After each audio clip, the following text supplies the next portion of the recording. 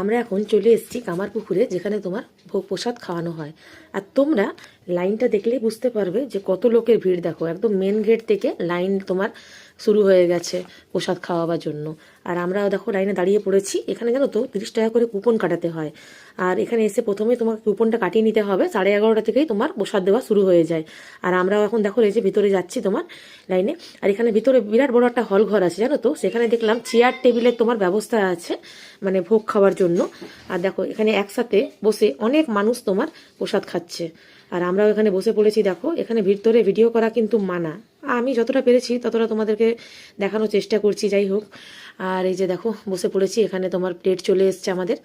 আর এখানে জানো তো মানে বিভিন্ন দিনে বিভিন্ন রকমের প্রসাদ খাওয়ানো হয়। কখনো মানে ভাতও খাওয়ানো হয়, আবার কখনো খিচুড়ি। আমরা শনিবারে গেছিলাম তো, সেই জন্য এখানে দেখো খিচুড়ি দিয়েছে। গরম গরম খিচুড়ি, তোমার তরকারি, চাটনি, পায়েস, এই ছিল তোমার মেনু।